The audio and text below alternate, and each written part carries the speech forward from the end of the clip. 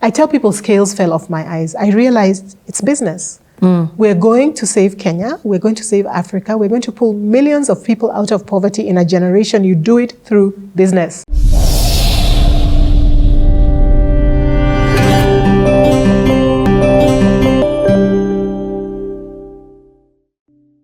CTA with Dr. Laila in 3, 2, 1. I hope you're enjoying the series thus far. I'm loving every single bit of it. Nuggets on nuggets. This one is one that you share to different generations, different people in different stages of life, and the story continues. I'm yet to think of somebody who doesn't need to listen to this story. So share it. Don't be greedy. Share with the needy. Let's continue the conversation. Where are we at right now? I had Silicon Valley. I was just like, woo! But I know you can just continue the story. Yeah. So your second official job in the States, if I'm not wrong? Yes, exactly. Yes. That's exactly right. And for me, it's what I call a defining professional experience. So while my first job was interesting and I grew there, this is the role in which I really, really flourished and understood what I could do. And that thing we had discussed about how do you contribute and how can you move the needle for the organization you're working in. It does help that it was a very small organization. We were 7 people when I was hired. Can I ask, how did they find you?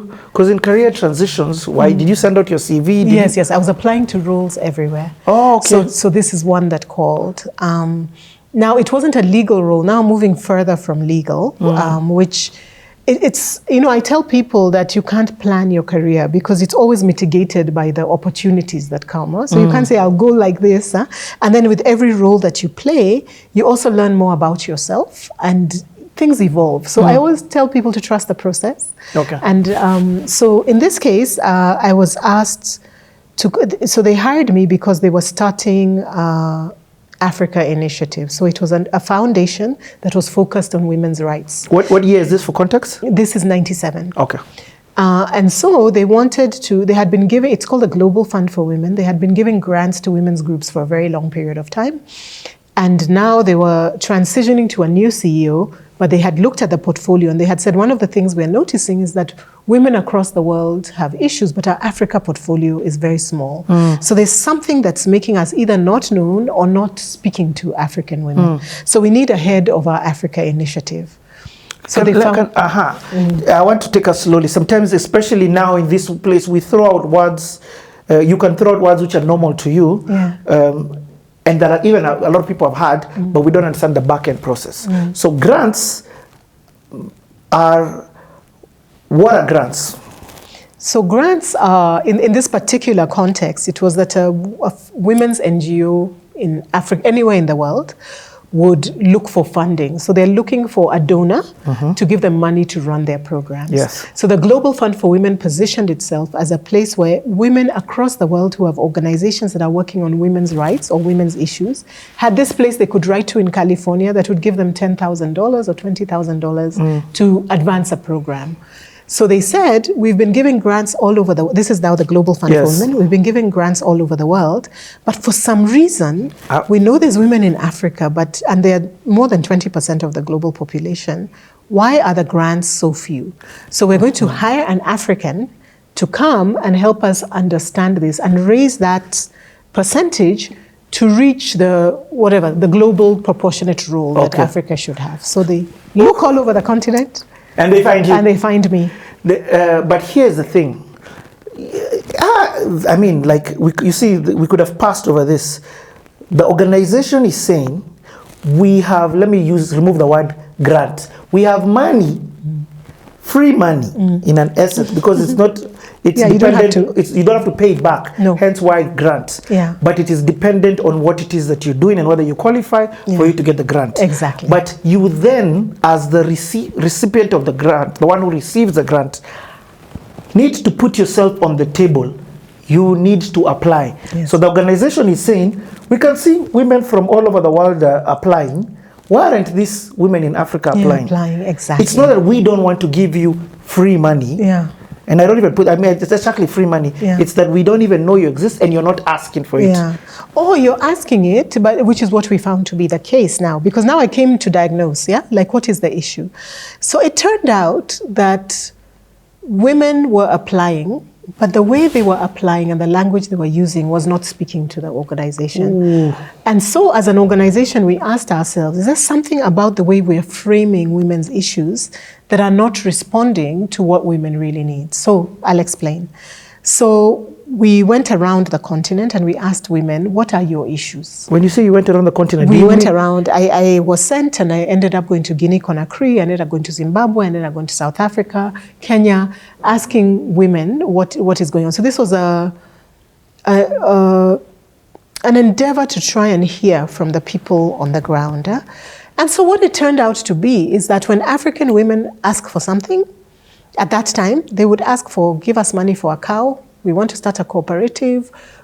Economic independence was what was at the top of their minds. Whereas when women were writing for Germany or Thailand or other places, many times they would be talking in rights language.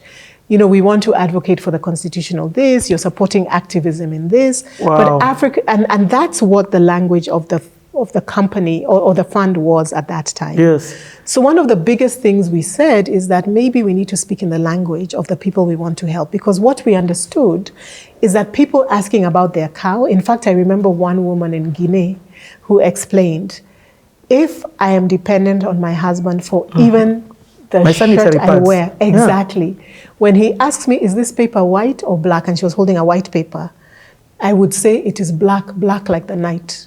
You know, and that really had an impression of the group of women we were in, because we had ghettoized this idea that when women ask for economic things, it's somehow lower than women who are speaking rights language.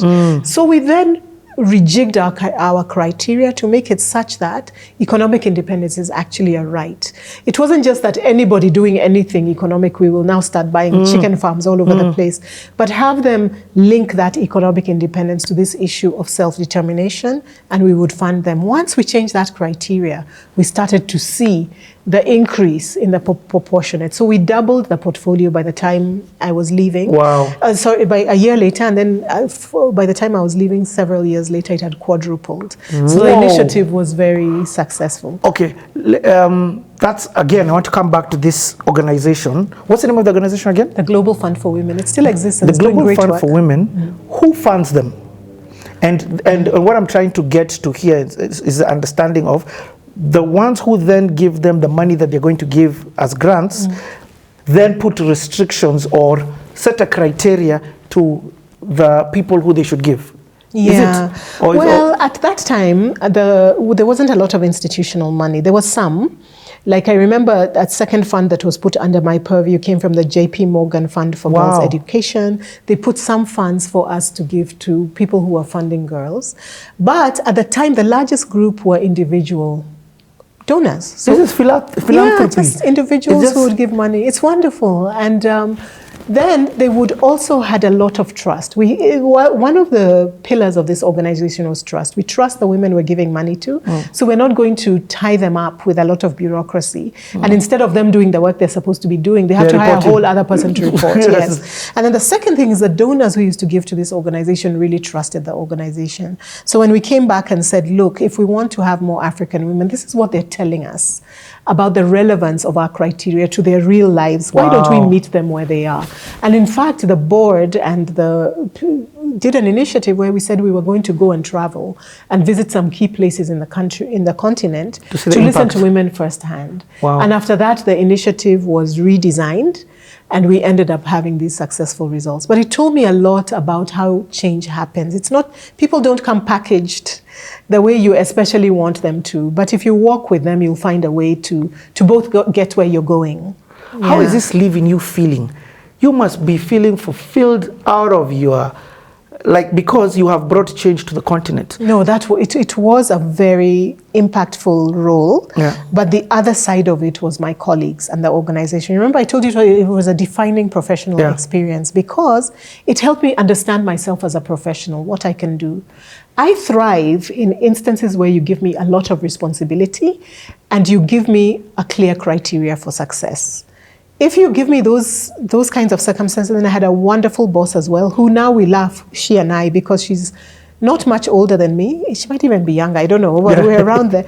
But she was really, her management style and me really worked well together. So I really flourished in that organization. And the fact that it was small and that my impact really made a difference was also the kind of workplaces that I thrive in. So I'm not very good in places that are huge and I can't really show what I'm doing. But if you give me a problem that's very meaty and you tell me solve this problem and we'll know it is solved because you have reached this, I thrive in those kinds of circumstances. So we really did good work there as an organization. Yeah, but you were also given a continental role in an essence. That's true. Because you are not being told go and give grants to Kenya. Yeah. But you're being told solve this Africa problem that we are having. This Africa issue. And truth be told, a lot of the West at that time looked, because they come from this United States of America, which is a continent and not just a country, they have that perspective when they thought of Africa. Yes, yes. And they still do. Yes, I'm sure even till today, guys, when they're talking to you, like, what's the Africa solution? Yeah. Like, but Africa has 52 countries and all this. Yeah. But I do think there's a role for Pan-African solutions, Yes. right? So which we'll talk about later, there. because like right now I'm in a Pan-African role, and we can talk a little bit about why I think it's important to structure some things as Pan-African, others as national. Okay. Yeah. Okay, nice. Okay. Yeah. So why then do you transition? Or why are you thinking, how long are you in this space? I worked there for over 3 years, and it was a fantastic, fantastic role. Of course, the Africa Initiative ends, because now we've kind of accomplished what we came to do. Yeah. Because remember, it was an not affirmative action, but it was a remedial kind of assignment. So we meet that, and then after that, as this is happening, the other thing that made the role wonderful is that I used to walk to work, bike to work. So I'm also not living very far. I mean, it was just a wonderful time. It really was. As this is happening, I now discover that Stanford is across the way, right? It was literally across the road from where this organization was. So I hadn't come there to go to school or to do anything with Stanford, but I start to discover this wonderful community within the Stanford community. I meet somebody called Patricia Kameri Mbote, who's a senior counsel now, an incredible woman, who now heads up legal at UNEP in Kenya. And I meet other people there, and that community, they're still my friends, right? And while I'm there, I understand that if you have a law degree, you can actually go on to I already had a master's in law from Cornell, but you can go on to get a doctorate in law. What? And which is the program that she was in at the time, and there were others. So these become my friends, and eventually, when you talk of mentors, they were the ones who helped me find my way into this program and actually enroll in it, and now start working towards my doctorate in law. The power of sisterhood. Yes, it's a wonderful thing. And mentorship, right? Because that's what I'm saying. It's not necessarily sitting and saying we're going to do it this way, but the power of example, the power of encouragement. And as this is happening, so I'm still working. And so this time I get my car, finally. My first car. BMX Ferrari. It's like $2,000. It's like secondhand plus secondhand. But I finally do get a car. But I don't even use it that much, right? But it allows me to move around a little bit. But while this is happening, this is when a pivot happens in my life and my career.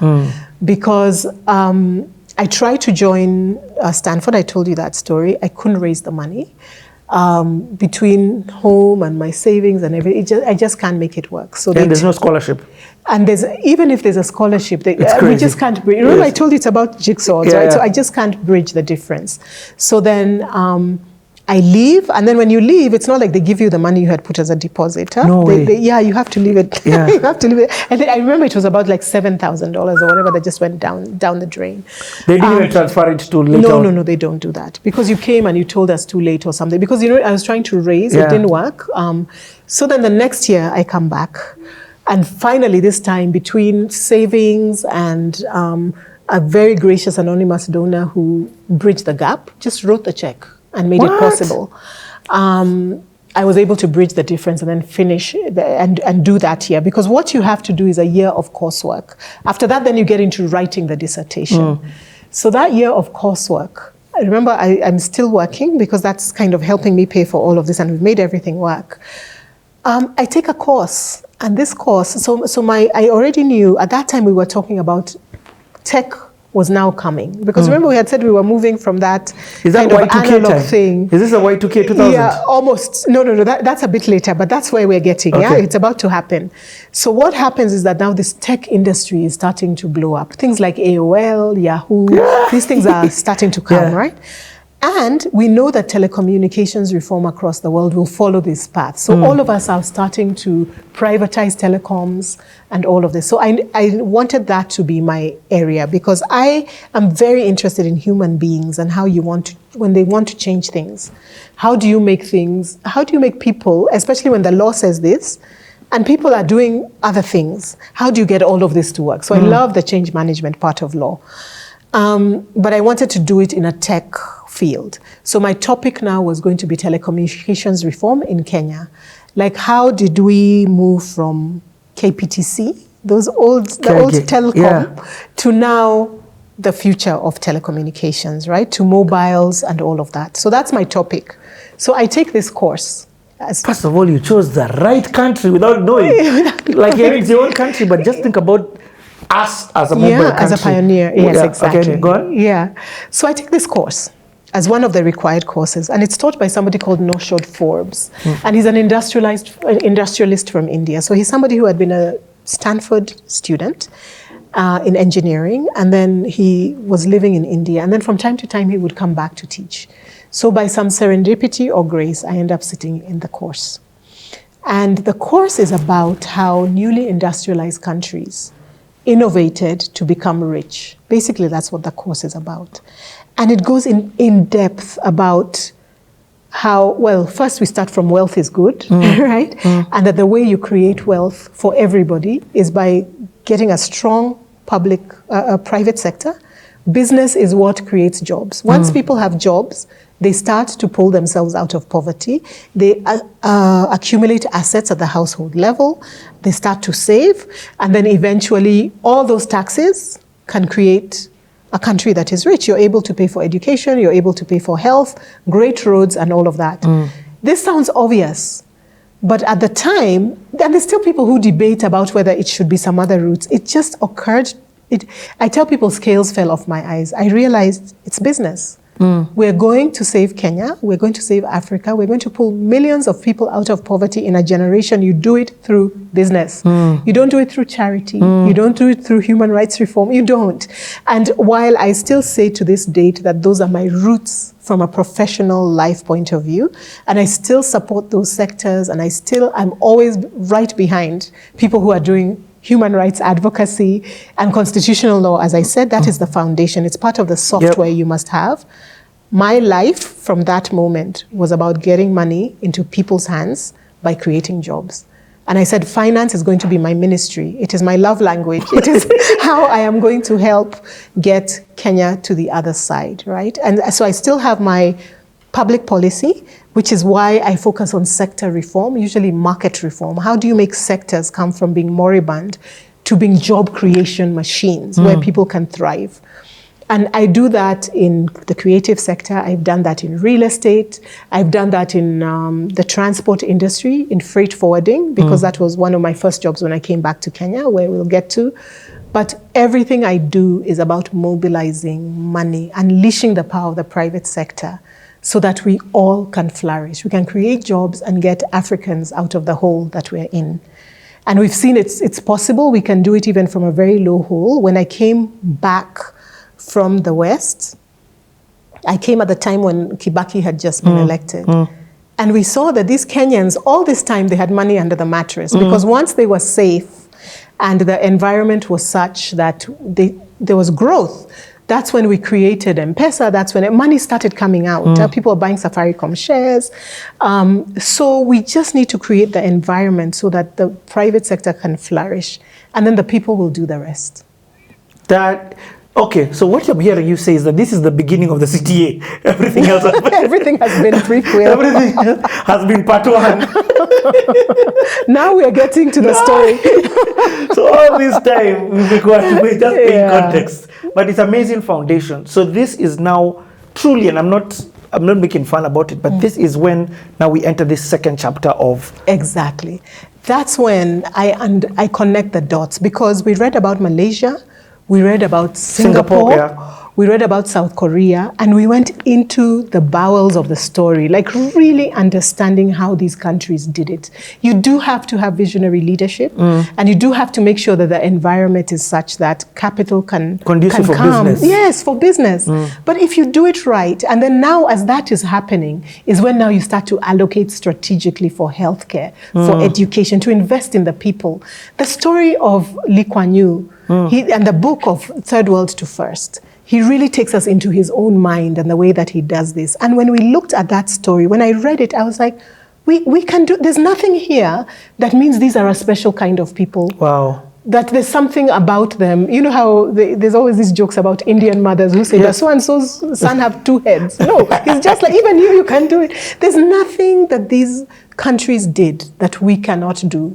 And there's a formula that they have kind of laid, because, you know, they always say being first mover is not good because you have to make the mistakes. But this, we understand how you build an economy. We understand how you build a polity. We know how to do this. You just need to be disciplined. You need to articulate it, and you need to pull together. In fact, the role of leadership, if you read that book, Lee Kuan Yew talks about, well, there's so many gems there, but part What's the name of the book? Third World to First. Third World First. Yeah, okay. You must read and really get into it. But there's some nuggets in there. Like one of them is that, so they had Kibera, right, or the slum areas, and they decided now they're going to move people into high rises. So they built housing, and they said we're moving everybody. And there's this image that they give in one part of the book where people are pushing their pigs up the stairs in these new high rises because they don't. What are we going to do with our pigs, right? So that tells you that it's really. Sometimes you're taking people faster than where they are. You don't always follow, mindset. Right? Yeah, mindset. So there was that. There's another story about Lee Kuan Yew. He doesn't talk about it in this book, but if you go on YouTube, you'll see it, which is the image had been that Singapore was going to be part of Malaysia. It was part of a Malay federation. And there started being political strife, and eventually Malaysia made the decision. Well, together they decided that Singapore was going to be kicked out, and separate. And at that time, Singapore saw itself as a very small island, kind of an outpost, a trading outpost, but not much else. So they had seen themselves as part of this federation. So when this happened, there's a press conference where it's all online, where the press is sitting there and they're asking Lee Kuan Yew with some of his other leaders what they should make of this separation. And Lee Kuan Yew starts to speak, and he says, for all of my adult life, I saw, and his voice breaks and he has to stop the interview because he was so grieved that this country had been left adrift, on its own. And from that is the Singapore we see today. Wow. So these are people who took the hand they had been dealt and they made something of it. But that was about vision, it was about leadership, it was about strategy, but also execution and focus. And so stories like that tell us that there's nothing that we can't do if we can just walk this path. So that whole thing left me so inspired. I can imagine. I left that school on fire. And I have never stopped. I've never stopped because we really can do this, and we need to stay on this path. And we have, from a public policy point of view, there's so many brilliant minds in this ecosystem that know what to do. And there's also people with a very, very strong heart for this nation, this continent, for this world. And we just need to get from a point where we stop being so despondent, which is the place we're at now psychologically, and get into a mindset where we restart these engines and start moving in the right direction. We can really do this. We've lost quite some time, especially from, if you think of Vision 2030 and the plan we had started and where we have ended up today, we've lost our way in some ways, not entirely. But I think there's a lot of power that we can harness from focus and unity, where we can move towards where we really ought to be by now. Okay, so what happens when you leave with that fire, which is still here, I can clearly see, still burning? I mean, how do you leave that and go back to your job? So what happens from there, I now become private sector. I now move into the world of finance. So remember, there was the path of human rights, Yeah. which I remain So do you quit that job? passionate about. Yes. So so what happens then is that after my year at Stanford, Oh, yes. now we start applying for jobs, right? Okay, okay. So my next job, I'm Is working in for a law private sector. firm Yeah. in New York City, private law firm doing deals, working on New York Stock Exchange, getting the documentation and the contracts ready to float medium-term notes. That is that language. So I move into the stock exchange. I love it. I love it. In fact, again, video on its own. We'll be back in a few minutes. Let's get biashara.